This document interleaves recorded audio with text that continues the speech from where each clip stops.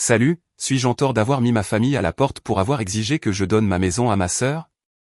Je m'appelle Rachel et, pour être honnête, dans ma maison, j'ai toujours été la roue de secours, celle qui était là juste au cas où. Ma sœur Ashley a 4 ans de plus que moi et, depuis ma naissance, elle était la star, l'enfant gâté, celle qui avait un avenir. Moi, j'étais celle qui se contentait de ce qu'il restait. Ce n'est pas une exagération. J'ai grandi avec le sentiment que, dans ma famille, tout existait en deux versions, la belle version pour Ashley, et celle qu'il pouvait se permettre pour moi. Quand j'avais 7 ans et Ashley 11, ils lui ont offert un nouveau smartphone pour son anniversaire. Ce n'était pas le haut de gamme, mais c'était neuf, joli, avec une coque et tout le reste. 6 mois plus tard, pour mon anniversaire, que m'ont-ils offert? Son vieux téléphone à clapet, tout rayé avec l'écran fissuré et les touches déjà un peu dures. Mes parents me l'ont tendu comme s'ils m'offraient un trésor. Tu vois, on pense à toi aussi, a dit ma mère, Diane, en souriant comme si elle s'attendait à des applaudissements. J'ai hoché la tête parce que c'est ce que je faisais. J'étais reconnaissante. C'était la même chose avec les vêtements. Ils emmenaient Ashley au centre commercial pour acheter des affaires. Elle revenait toute excitée avec des sacs de magasins comme Hollister et American Eagle, défilant dans le salon. 1 an plus tard, quand ça ne lui plaisait plus, ces mêmes vêtements apparaissaient dans mon placard. J'ai passé toutes mes années de collège à porter des vêtements de seconde main qui étaient trop grands pour moi ou qui semblaient déjà passer de mode. Et si je disais quelque chose, si je demandais si je pouvais choisir quelque chose pour moi, il répondait sur ce ton, ne commence pas. C'est encore en bon état. Mon père, Robert, disait, ne sois pas exigeante. Les fêtes d'anniversaire montraient aussi clairement la place de chacun. Celle d'Ashley était un événement, une salle louée dans un centre communautaire, des ballons, un bar à bonbons, un service de traiteur. Mes parents étaient fiers, prenaient des photos et invitaient la terre entière. Les miennes étaient une autre histoire. Quelques amis, la pizza la moins chère de chez Little Caesar, un gâteau de supermarché, et c'était tout. Et quand j'essayais de sourire, parce que je ne voulais pas non plus paraître ingrate, je gardais cette question coincée en moi, pourquoi était-ce toujours le strict minimum avec moi? Le message s'est ancré dans ma peau très tôt. Ashley était celle qui comptait. Ashley était l'investissement. Moi, j'étais juste là, essayant de ne pas déranger. Quand j'ai eu 14 ans, Ashley est partie étudier. Mes parents l'ont emmenée à l'université d'État à quelques heures de route. Ils ont conduit tôt le matin pour arriver sans se presser, et même ainsi, ils sont rentrés tard le soir, fatigués, mais heureux. Ils ont fait le voyage comme s'ils la déposaient dans un autre pays. Ils ont pleuré, ils l'ont serrée dans leurs bras. Ma mère n'arrêtait pas de lui donner des conseils, et mon père parlait d'elle comme si elle était déjà une professionnelle. Je me souviens être resté à la porte à les regarder avec une idée stupide en tête, maintenant, ils vont enfin se tourner vers moi. Maintenant, je vais exister pour eux. À quel point j'avais tort. Avec Ashley loin de la maison, rien ne s'est calmé. Ça a empiré. Mes parents lui parlaient tous les jours, parfois 2 fois par jour. Ils s'asseyaient à la table de la cuisine avec le haut-parleur allumé. « Comment se sont passés tes cours, chérie ?» demandait ma mère. « Qu'est-ce que tu as mangé? As-tu déjà rencontré des gens? Comment est ta chambre universitaire? Tu te sens bien? » Et ces appels s'éternisaient pendant des heures. Je passais par là, je prenais un peu d'eau, je me versais des céréales et j'allais dans ma chambre. Personne ne me demandait rien. Un week-end sur 2, mes parents allaient la voir. Ils disaient, « Nous allons rendre visite à ta sœur. » Comme si c'était un devoir national. Ils revenaient avec des photos, Ashley à une fête d'avant-match, Ashley avec des amis, Ashley souriante et racontant des histoires. « Elle est incroyable, vraiment, » disait mon père. Cette fille sait vraiment comment se faire un réseau.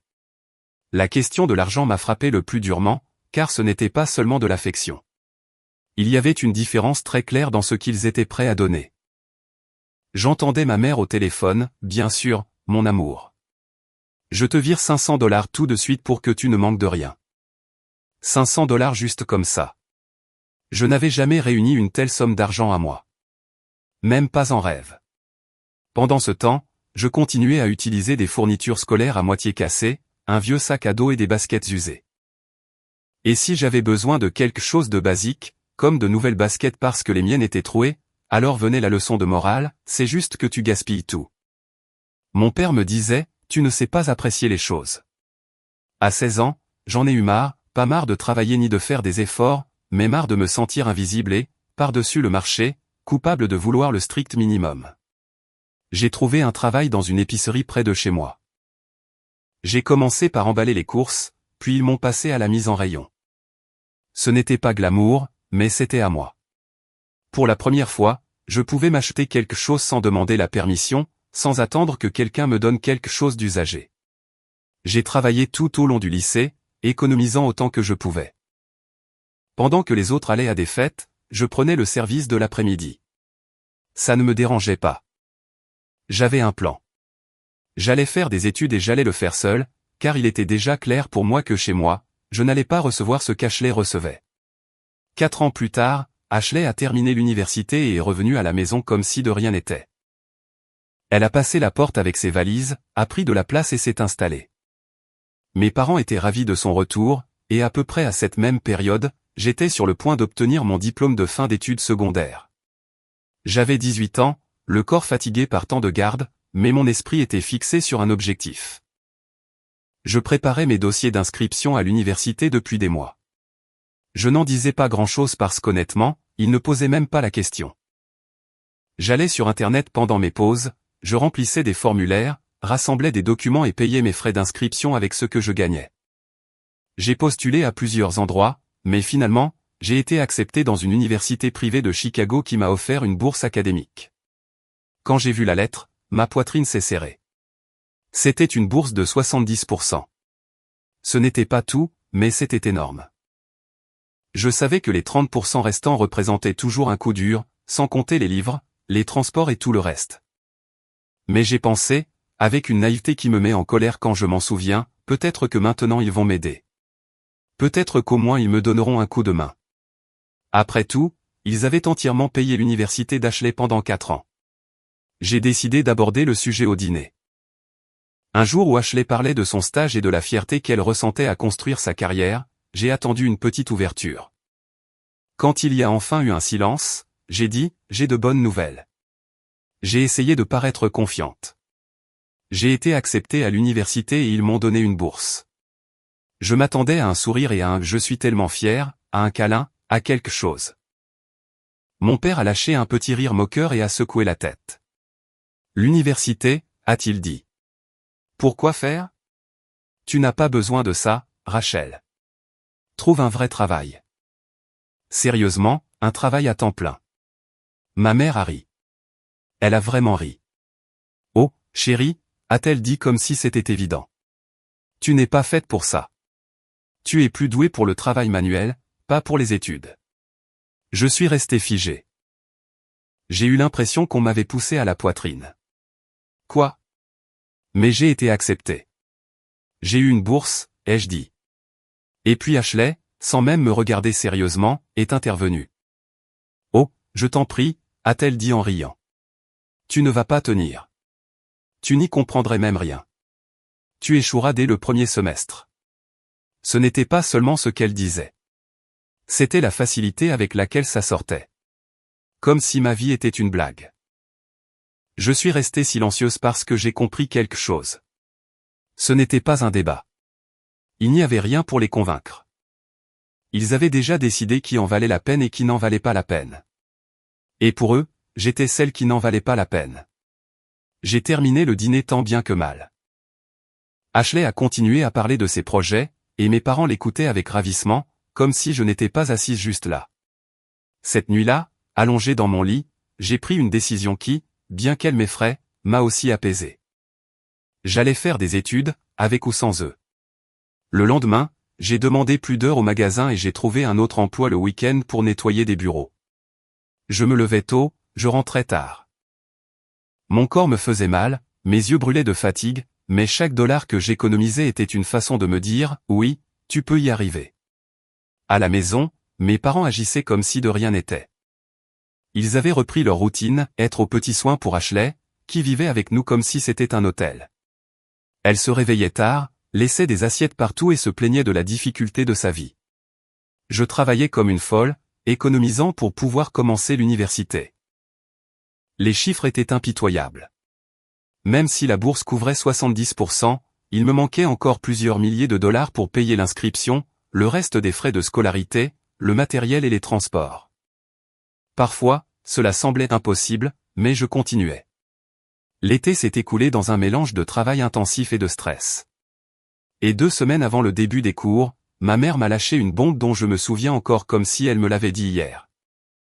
Je prenais un petit déjeuner rapide avant de me rendre au magasin quand elle s'est assise en face de moi, avec ce faux sourire qu'ils utilisent quand ils ont déjà pris une décision. « Rachel, il faut qu'on parle », a-t-elle dit. « Qu'est-ce qu'il y a ?» ai-je demandé sans quitter l'horloge des yeux. « Ashley a besoin de plus d'espace », a-t-elle dit comme si elle parlait de la pluie et du beau temps. « Elle veut transformer ta chambre en dressing. Tu as vu combien de vêtements elle a, avec tout ce qu'elle a ramené. » Je l'ai regardé, sans comprendre. « Comment ça, ma chambre ?» ai-je dit. « Je commence l'université dans 2 semaines. J'allais rester ici pour faire les trajets et économiser de l'argent. Je n'ai pas les moyens de payer un loyer. » Ma mère a haussé les épaules. « Eh bien, prends ça comme un signe, » a-t-elle dit. « Peut-être que l'université, ce n'est pas pour toi. Tu pourrais chercher un travail à temps plein. » J'ai senti la colère monter dans ma gorge. « Je ne vais pas abandonner l'université, » lui ai-je dit. Puis sa voix a changé. Elle est devenue froide. « Alors débrouille-toi toute seule, » a-t-elle dit. « Ashley a besoin de cette chambre. Et honnêtement, ce serait mieux pour tout le monde si tu partais. Tu n'es de toute façon jamais là. Tu travailles tout le temps. » J'avais envie de crier. J'avais envie de jeter mon assiette, de leur dire tout ce qu'ils m'avaient fait subir. Mais quelque chose en moi s'est calmé. J'ai ravalé ma colère et j'ai demandé avec la voix la plus ferme que je pouvais trouver, « Quand dois-je partir ?» Ma mère a souri, comme si elle avait gagné. « Ce week-end » a-t-elle répondu. « Est-ce que ça te laisse assez de temps pour trouver quelque chose ?» Pendant ma pause, j'ai appelé mon amie Émilie. Nous étions amis depuis le collège. Elle était l'une des rares à savoir à quel point mon environnement familial était difficile. « J'ai besoin d'un endroit tout de suite », lui ai-je dit. « Ils me mettent à la porte. » Émilie n'a pas été surprise. Elle a juste soupiré. « Ouais, j'ai une idée », a-t-elle dit. « Écoute, je loue un minuscule appartement avec 2 autres filles. C'est moche, franchement, mais on pourrait s'y serrer. Si tu es la 4e, on paiera toutes moins cher. Viens le voir après le travail. » L'appartement était dans un quartier difficile du côté ouest.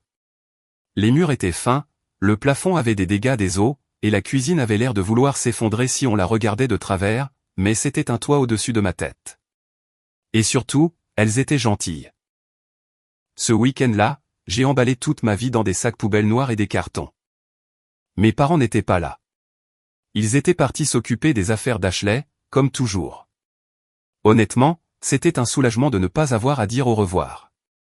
J'ai laissé un mot sur la table de la cuisine. Rien de dramatique, juste que j'avais déménagé, avec l'adresse de l'appartement au cas où ils auraient besoin de me contacter. Ils n'ont jamais appelé. Et depuis ce mot, je n'ai plus eu de nouvelles d'eux jusqu'au jour où je suis tombé nez à nez avec eux. Commencer l'université tout en cumulant 2 emplois et en vivant dans cet appartement a été plus difficile que je ne l'avais imaginé. Je dormais 4 heures, parfois moins. Je terminais mon service à l'épicerie, je courais en cours, puis j'allais nettoyer des bureaux et je rentrais tard le soir. Mes jambes étaient toujours fatiguées. Mon cerveau était toujours sur le point de s'éteindre. Mes colocataires comprenaient ce que signifiait de galérer. Il n'y avait pas de luxe, mais il y avait du soutien. Si je n'avais pas les moyens de faire des courses, elles partageaient. Si je m'endormais à table avec mes notes ouvertes, elles me couvraient d'une couverture sans me faire culpabiliser. Cela m'a sauvé à maintes reprises. Pourtant, je vivais avec le strict minimum. Des nouilles instantanées, les plats les moins chers de la cafétéria universitaire quand je pouvais me le permettre, ou tout ce qui était en promotion. Mes vêtements s'usaient et je n'avais pas d'argent pour les remplacer. Je marchais autant que je pouvais pour économiser le prix du billet de train. J'achetais des manuels d'occasion ou je faisais des photocopies à la bibliothèque. Ensuite, il y avait les trajets.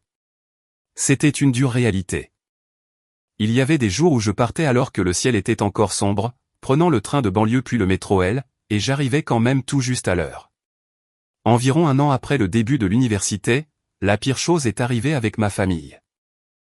Je terminais mon service et je marchais dans une rue animée du Lop. L'une de celles où il y a toujours des gens qui entrent et sortent des restaurants. C'est là que je les ai vus. Mes parents et Ashley sortaient d'un bel endroit après avoir mangé, tous bien habillés, riant comme si la vie était un jeu d'enfant.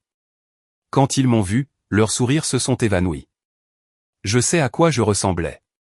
J'avais perdu du poids à force de mal manger.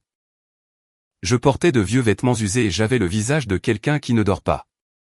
Ashley m'a regardé de la tête aux pieds avec une grimace. « Qu'est-ce qui t'est arrivé ?» a-t-elle lâché. « Tu as l'air horrible. »« Merci », ai-je dit, voulant continuer à marcher, mais elle a ri. « Non, sérieusement », a-t-elle dit. « On dirait une sans-abri. Tu n'as même plus d'endroit où dormir ou quoi ?» Mon père a plissé le nez comme si je sentais mauvais. « C'est ce qui arrive quand on prend de mauvaises décisions », a-t-il dit. « Regarde-toi, un peu. » Ma mère a secoué la tête. « Quel dommage », a-t-elle dit.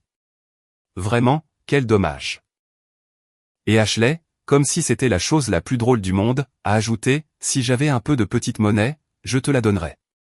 Tu as l'air d'en avoir besoin. » Cette phrase m'a frappé de plein fouet. Ce n'était pas une simple moquerie. C'était ma sœur qui me parlait comme si j'étais une étrangère mendiant dans la rue.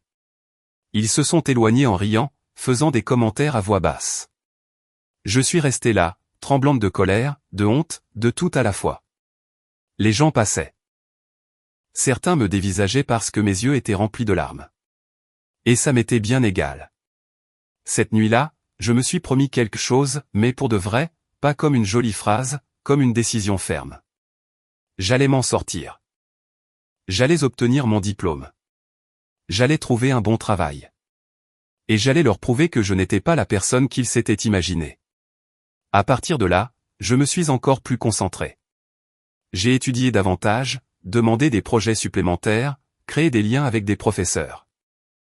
Mes notes étaient déjà bonnes, mais je les ai poussées encore plus haut, non pas pour frimer, mais pour survivre. Les années ont passé vite. Elles ont été épuisantes, mais rapides. J'ai obtenu mon diplôme avec mention. Le jour où j'ai traversé l'estrade pour recevoir mon diplôme, ma famille n'était pas là. Ni mes parents, ni Ashley, personne. Ceux qui ont applaudi pour moi, c'était Émilie et les parents d'Émilie, qui ont agi comme ma famille d'emprunt ce jour-là. Et bien que cela semble étrange, c'était plus réel que n'importe quels applaudissements que j'aurais pu recevoir des miens. L'une de mes professeurs, le docteur Mitchell, m'a prise à part par la suite. « Rachel », m'a-t-elle dit, « votre succès n'est pas dû à la chance, c'est de la discipline. Je vais vous recommander. » Grâce à elle, j'ai passé des entretiens et j'ai finalement obtenu une offre d'emploi dans une entreprise de taille moyenne à Chicago, dans le département marketing. Ce n'était pas un poste de direction.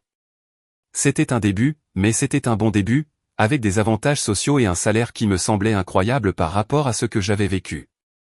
Quand j'ai signé, j'ai eu l'impression de pouvoir respirer pour la première fois. J'ai quitté le vilain appartement et j'ai emménagé dans un tout petit 2 pièces, mais il était propre, c'était un endroit à moi. J'ai acheté un vrai lit avec un sommier, laissant derrière moi le matelas gonflable qui avait été mon luxe pendant des années. Je pouvais faire les courses sans compter les pièces de monnaie. Je pouvais dormir un peu plus. Je me suis plongé corps et âme dans mon travail. Je restais tard, je proposais des idées, je prenais en charge des projets. Ma patronne, Lorraine, l'a remarqué dès le début. 1 an plus tard, j'ai été promu et j'ai eu une augmentation. Ensuite sont venues plus de responsabilités, de meilleurs revenus, et j'ai gardé la même habitude, économiser, économiser, économiser. Non pas par cupidité, mais parce que je savais ce que c'était de ne rien avoir. J'avais un objectif, acheter une maison. Pas un manoir, pas quelque chose pour frimer sur les réseaux sociaux, mais une belle maison, solide. Un endroit qui soit vraiment le mien. Un endroit d'où personne ne pourrait m'expulser sur un coup de tête. Pendant tout ce temps, la seule personne de ma famille qui continuait à prendre de mes nouvelles était ma tante Linda. Elle m'appelait tous les quelques mois, me demandait comment j'allais, si j'avais un travail, si je prenais soin de moi. Parfois, elle lâchait des nouvelles que je n'avais pas demandées, mais qui m'arrivaient quand même. « Ta sœur s'est mariée », m'a-t-elle dit un jour, à un type qu'elle a rencontré pendant son stage. « C'est super, ai-je répondu sans véritable émotion. Ils ont organisé un immense mariage dans un country club, a-t-elle poursuivi. Et en ce moment, ils vivent chez tes parents. Je n'ai rien dit. Son mari a été licencié de son travail il y a quelque temps, a-t-elle ajouté. Donc l'argent est rare pour eux et ta sœur se plaint tout le temps. Un autre appel. Des mois plus tard, Linda m'a dit qu'elle avait déjà une petite fille et qu'elle était de nouveau enceinte. 2 enfants et vivre chez ses parents. Pendant une seconde, j'ai presque eu pitié d'elle, mais c'est vite passé quand je me suis souvenu de son rire. De son fameux « je te donnerai de la petite monnaie ». Et qu'est-ce qu'ils disent de moi, ai-je demandé un jour, même si je n'étais pas sûr de vouloir le savoir. Linda a soupiré. Ils disent que tu vis dans un endroit délabré, a-t-elle répondu. Ta mère dit que tu as mauvaise mine chaque fois que quelqu'un pose la question. Et ta sœur dit que tu as sûrement touché le fond après l'école. J'ai ri. Un rire sec. Est-ce qu'ils savent que j'ai eu mon diplôme, ai-je demandé. Non, a dit Linda. Ils n'ont jamais demandé. Honnêtement, jamais. Ma carrière a continué de progresser. J'ai de nouveau été promu. Je ne faisais plus partie du personnel de soutien. J'avais une équipe, des responsabilités, de grands projets, et avec cette augmentation, j'ai commencé à m'occuper sérieusement de la maison. Ça m'a pris des mois. J'ai vérifié les quartiers, les prix, les prêts hypothécaires, les apports personnels. J'ai vu des endroits qui semblaient jolis en photo et qui étaient décevants en personne. J'ai vu des endroits qui étaient excessivement chers. J'ai appris à ne pas m'emballer trop vite. Quand j'ai eu 29 ans, j'ai fêté ça avec Émilie et quelques amis du travail. Nous sommes allés dîner dans un bel endroit, le genre où je n'aurais jamais osé mettre les pieds auparavant. J'ai commandé tout ce dont j'avais envie sans calculer le prix. C'était étrange, mais agréable. Une semaine plus tard, j'ai trouvé la maison. C'était dans une résidence sécurisée et calme à Naperville. Ce n'était pas un quartier de luxe, mais c'était un bon quartier, bien entretenu. La maison était moderne, avec une cuisine spacieuse et un jardin à l'arrière qui, bien que n'étant pas immense, offrait de l'espace pour respirer. Je l'ai vu et j'ai ressenti quelque chose de très clair, c'était la bonne. J'ai fait les papiers rapidement, ou aussi rapidement que possible. J'ai obtenu un prêt, j'ai réuni l'apport grâce à des années d'économie, et je me suis plongé dans le processus des inspections, des évaluations et de la signature de l'acte de vente. Le jour où j'ai signé, mes mains tremblaient, non pas de peur, mais d'excitation. Quand ils m'ont remis les clés, je suis resté à l'intérieur, seul, en silence pendant un moment, comme si mon corps avait besoin de le réaliser. C'était à moi. Les semaines suivantes, je les ai passées à acheter des meubles, à ranger les affaires, à choisir chaque détail calmement. Tout était neuf. J'avais tout choisi. Pas de vêtements de seconde main, pas de meubles empruntés. Pas de « contente-toi de ça ». Tout était à moi. J'ai appelé ma tante Linda pour le lui dire. Je ne pouvais pas me retenir. J'ai acheté une maison, lui ai-je dit. Il y a eu un long silence. Quoi, a-t-elle dit, surprise. Rachel, je suis si fière. Vraiment, je suis tellement heureuse pour toi. Je veux organiser une petite fête le mois prochain, lui ai-je dit, pour pendre la crémaillère. Je veux que tu viennes. Bien sûr, a-t-elle répondu. Je serai là. J'aurais dû imaginer ce qui allait suivre, mais je n'y ai pas trop réfléchi. Linda est une bonne personne, mais c'est aussi une bavarde. Et au fond, une part de moi voulait que ma famille le sache. Je voulais qu'ils l'apprennent, même par des rumeurs. 2 semaines plus tard, je déballais les derniers cartons quand on a sonné à la porte. Je n'attendais personne. J'ai ouvert la porte et j'ai eu le souffle coupé. Mes parents et Ashley se tenaient juste là. Pendant une seconde, je suis resté immobile. Je ne les avais pas vus de près depuis des années. Ils avaient l'air plus vieux, plus fatigués. Ma mère était coiffée différemment. Le visage de mon père semblait plus dur. Ashley était de nouveau enceinte et le stress se lisait dans ses yeux. « Bonjour, Rachel », a dit ma mère comme si nous nous étions parlé hier. Je n'ai pas dit d'entrer, mais ils sont entrés. Ils sont entrés comme si la maison leur appartenait à eux aussi. Ils ont tout de suite commencé à regarder, à se promener, à toucher les choses du regard. Ashley a regardé les murs, les meubles, la cuisine, comme si elle les mesurait. Mon père a ouvert la bouche de surprise. C'est très beau, a-t-il dit. Je n'ai pas réfléchi. Qu'est-ce que vous faites ici, ai-je demandé sans adoucir mon ton. Nous avons appris que tu as acheté une maison, a dit ma mère. Nous voulions la voir. Je ne vous ai pas invité, ai-je dit. Ils ont ri. Nous sommes une famille, a dit mon père. Nous n'avons pas besoin d'invitation. J'ai serré les dents. Ashley m'a regardé et a lâché ce qu'elle voulait vraiment dire depuis son arrivée. Et comment as-tu payé pour tout ça, a-t-elle demandé. En travaillant, ai-je répondu simplement. Ma mère a fait les 100 pas dans le salon comme si elle l'évaluait. C'est joli, a-t-elle dit. Mais ça ne te correspond pas, n'est-ce pas? Je l'ai regardé. J'ai senti un étrange frisson dans ma nuque. Comment ça ne me correspond pas? Elle a levé le menton comme si c'était la chose la plus logique. Eh bien, c'est juste trop beau, a-t-elle dit. Et Ashley a vraiment besoin d'un endroit comme celui-ci. Elle a des enfants. Un autre en route. Toi, tu es seul. Ashley n'a fait aucun effort pour cacher son envie. Ça se voyait dans ses yeux. Mon père s'est assis sur mon nouveau canapé sans demander la permission. Écoute, Rachel, a-t-il dit, tu as déjà réussi. Ça montre que tu l'as eu facilement. Ta sœur en a plus besoin. Facilement. Ai-je répété, incapable d'y croire. J'ai senti la colère monter, mais j'ai aussi ressenti autre chose. De la clarté. J'ai travaillé à 2 emplois tout en étudiant, ai-je dit. J'ai vécu dans un endroit horrible pour éviter de me retrouver à la rue. J'ai économisé chaque centime pendant des années. Ashley a croisé les bras. Ce n'est pas juste, a-t-elle dit d'une voix pleurnicharde. Toi, tu vis aussi bien, et moi je suis enfermé dans une toute petite chambre chez nos parents avec les enfants. Alors achète ta propre maison, lui ai-je dit. Toi et ton mari, avec quoi, s'est-elle plainte. Brian n'a pas de travail stable en ce moment, surtout avec les enfants. Ce n'est pas mon problème, ai-je répondu sans élever la voix. Ma mère s'est approchée comme pour essayer de me convaincre. Cela pourrait être ta chance de revenir dans la famille, a-t-elle dit. De montrer que tu tiens à nous. Avec ça, Rachel, avec ce geste pour ta sœur. Je les ai regardés tous les 3, et toute l'histoire m'est retombée dessus d'un seul coup. La chambre qu'il m'avait prise pour lui faire un dressing. Le dîner où il s'était moqué de ma bourse. Les moqueries dans la rue. Et maintenant, ils étaient là, chez moi, exigeant que je leur remette ma maison. Ils ne demandaient pas d'aide. Ils venaient réclamer quelque chose qui, selon eux, leur appartenait. J'ai pris une grande inspiration. Je dois passer un appel, ai-je dit. Et nous continuerons dans un instant. Ils se sont regardés avec des sourires triomphants, comme s'ils avaient déjà gagné. J'ai marché jusqu'à la chambre, j'ai fermé la porte avec soin et j'ai composé le 911.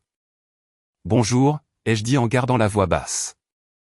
J'ai besoin qu'une patrouille vienne chez moi. Il y a des gens ici et ils refusent de partir. Vous menace-t-il, a demandé l'opérateur. Non, ai-je dit. Mais ils refusent de partir. Ils insistent pour que je leur cède ma propriété. Je leur ai demandé de partir et ils ne m'écoutent pas, compris. Nous vous envoyons une unité, m'ont-ils dit. J'ai raccroché et je suis retourné dans le salon. Ashley parlait déjà comme si la maison était à elle. La chambre principale serait parfaite pour Brian et moi, disait-elle. Et les enfants auraient enfin leur propre chambre, et le jardin est incroyable. Oui, a ajouté ma mère. Les enfants seront mieux ici. Mon père a acquiescé. Alors, a-t-il dit, tu vas le faire? Tu vas donner la maison à ta sœur? Je les ai regardés calmement. On verra, ai-je dit. Peu de temps après, on a frappé à la porte. J'ai ouvert et j'ai vu 2 policiers. Ils avaient l'air sérieux, professionnels. Bonjour, a dit l'un d'eux. Nous avons reçu un appel pour un trouble à l'ordre public. Oui, ai-je répondu. Merci d'être venu. Ces personnes sont entrées chez moi et refusent de partir. Je leur ai déjà demandé de sortir. Mes parents se sont crispés. Mon père s'est avancé. Qu'est-ce que c'est que ça, a-t-il dit, indigné. Nous sommes ses parents, et je suis sa sœur, a ajouté Ashley en élevant la voix. J'ai pris une inspiration et, avec le même calme, j'ai regardé les agents. Je suis la propriétaire, ai-je dit. Je ne vais pas débattre de nos liens familiaux. Je leur ai demandé de partir et ils ont refusé. J'ai sorti mon permis de conduire et je l'ai montré. Ma mère a commencé à bégayer, rouge de colère.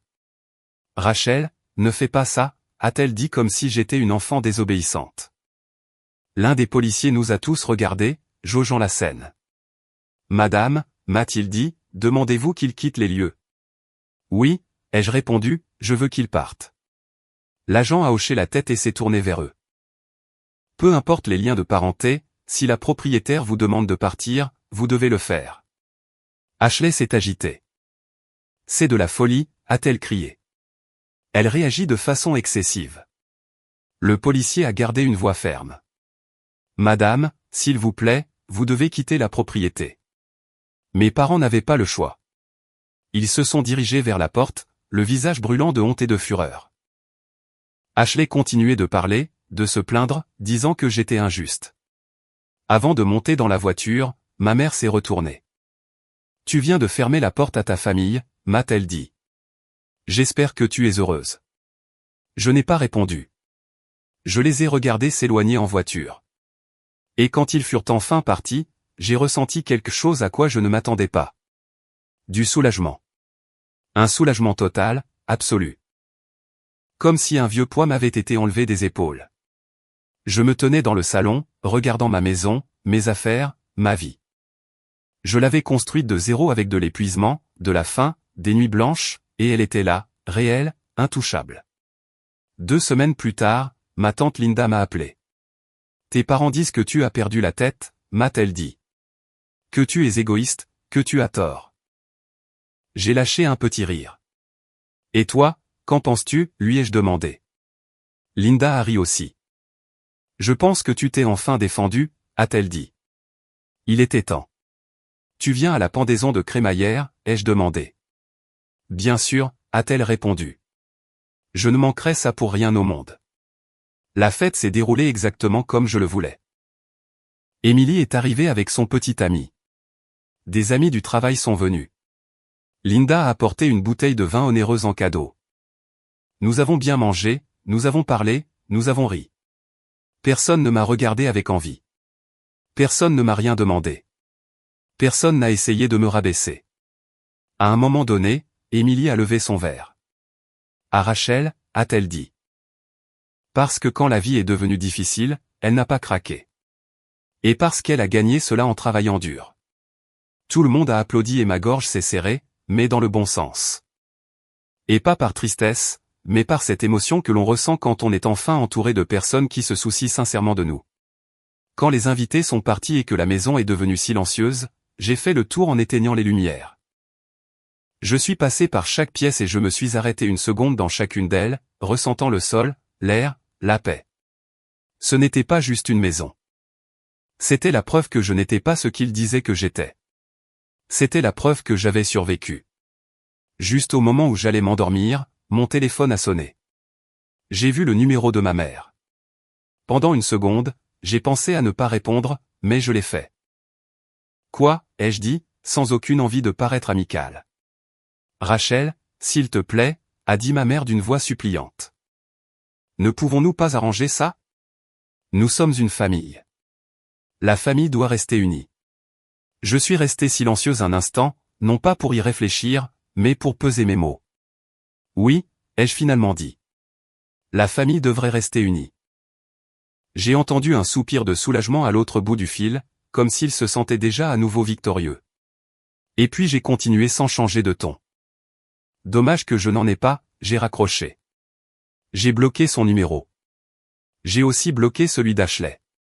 Le lendemain, je me suis réveillé dans ma maison, dans mon lit, entouré des choses que j'avais gagnées. Je me suis préparé un café dans ma cuisine et je me suis assise dans le jardin pour regarder l'espace où je voulais mettre des plantes.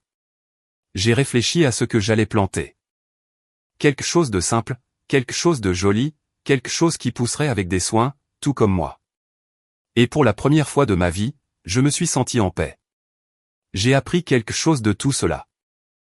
On ne choisit pas la famille dans laquelle on est, mais on peut choisir qui on garde près de soi. Et parfois, La meilleure décision est de s'éloigner, de fermer la porte et de construire quelque chose de meilleur de ses propres mains. Commentaire. Bonjour à tous. Je veux prendre un moment pour partager quelques pensées avec vous aujourd'hui. Parfois, les limites les plus difficiles que nous avons à fixer sont avec les personnes que nous connaissons depuis toujours. Fixer ces limites n'est pas un acte de colère, mais une étape profonde vers le respect de soi et la guérison personnelle. Vous n'êtes jamais obligé de tolérer un environnement malsain simplement parce qu'il vous est familier. La vraie famille se construit sur des bases de soutien mutuel, de respect et de gentillesse inconditionnelle. Lorsque vous choisissez votre propre paix plutôt qu'un conflit sans fin, vous faites de la place pour qu'un amour sincère entre dans votre monde. Votre valeur n'est pas définie par la façon dont certaines personnes vous traitent, mais par la façon dont vous choisissez de protéger votre propre cœur. J'espère que vous trouverez toujours le courage de construire une vie où vous vous sentez en sécurité et véritablement valorisé. N'hésitez pas à partager vos propres histoires ci-dessous, car je lis toujours vos commentaires et j'apprends de votre sagesse. Prenez soin de vous et continuez d'entourer votre âme des bonnes choses que vous méritez absolument. Si vous avez aimé cette histoire, n'oubliez pas de laisser un commentaire et de soutenir la chaîne en vous abonnant. À bientôt dans les prochaines histoires.